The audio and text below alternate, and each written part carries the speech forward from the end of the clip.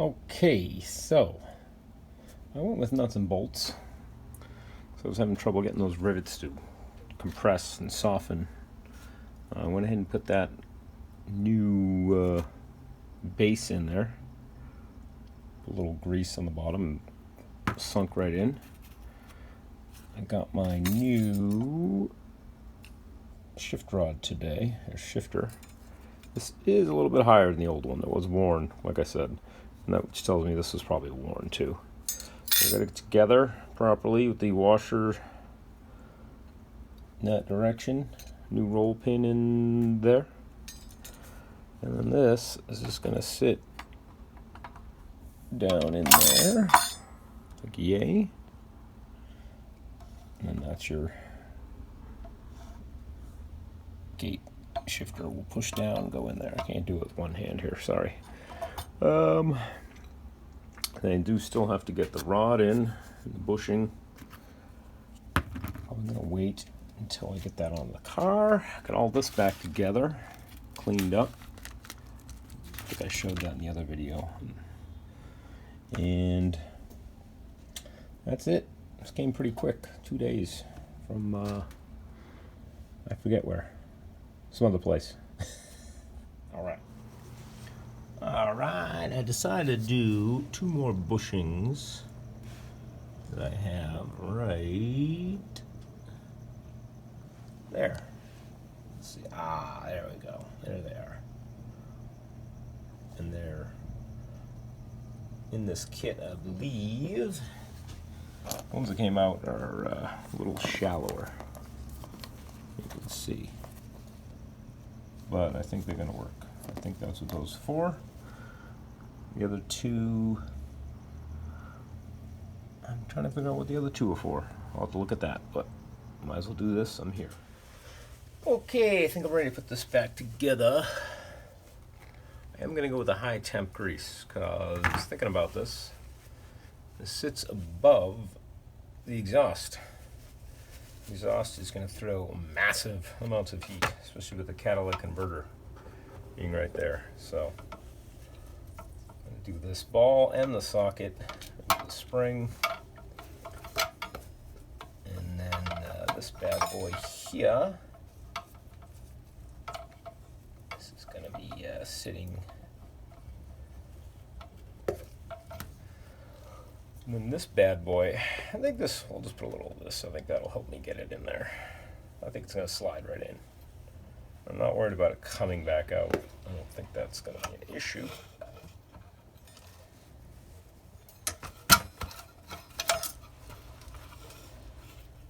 Like once it's in, it's in.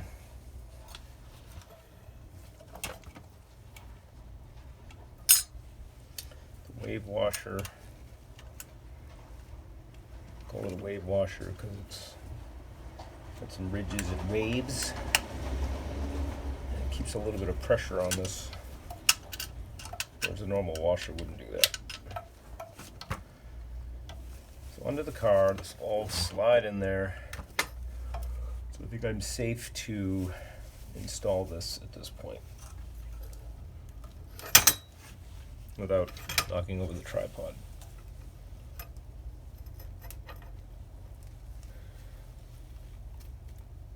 It almost wants to go by hand. That's crazy.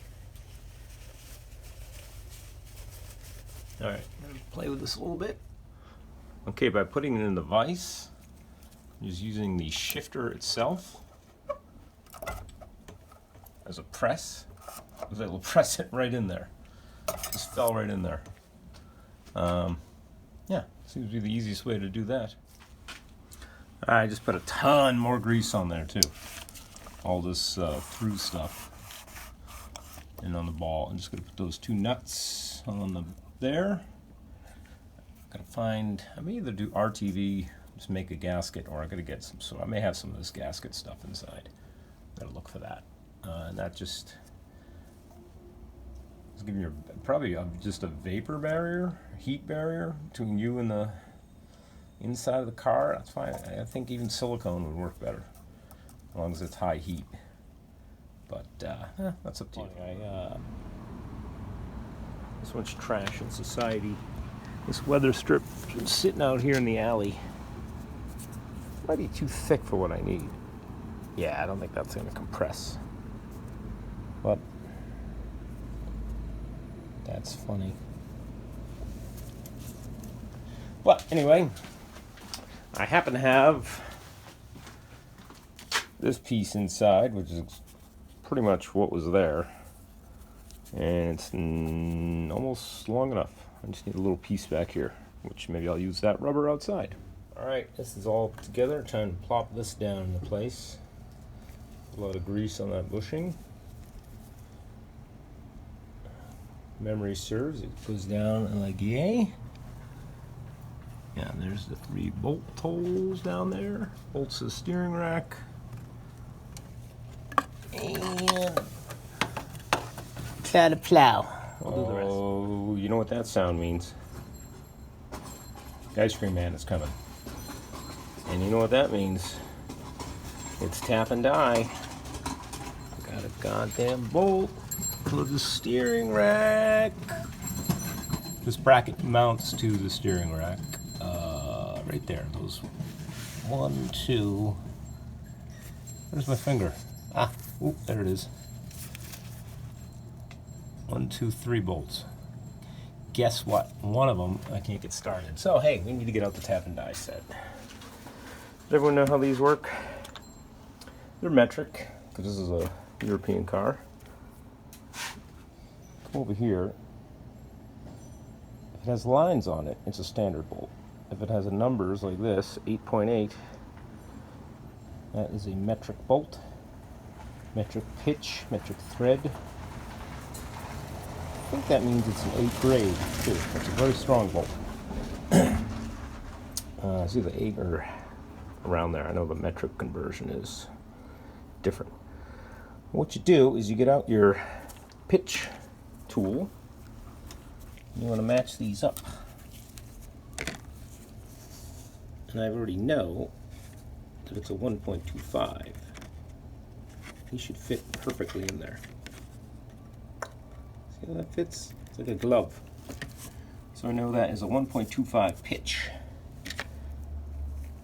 And I know it's an 8 because I take the corresponding, I guessed an 8, and it fits like a glove as well. The pitch is the same. You can size it up. You can see this is be a 10. It's way too big. Yeah, so you don't want that. It's an 8 by 125. Now you want to put a little oil on these. I have to do the hole, so I want to put a little oil, start it by hand, go back and forth with said tool. You can do a socket wrench too, a ratchet. And you also have this here tool, which if you can get on it, it looks like this, and you can basically spin from the top of it. But I don't have room in there for that, I don't think. These are great. You got to have a tool tap and die set if you're stepping up your game. I'm just chasing the threads. They're not. I just can't get the bolt started. It's got some crap in there. I've sprayed some oil. It's just not gonna do it. And it is a steering rack, so you don't want to just force it in there.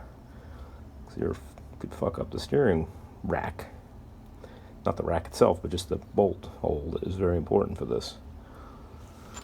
And then this is for the actual bolt itself. This is the die. These are a tap. And this is called a die. The same thing. You take the there's a wider end, and there's shallow. It gets narrower. So you start this on the wider end. A little oil again. You just go back and forth, slowly going down, chasing the threads. And game-changing, life-saving tools that you should own. Okay, that was not the way to do that. So, put this whole assembly up in there loose.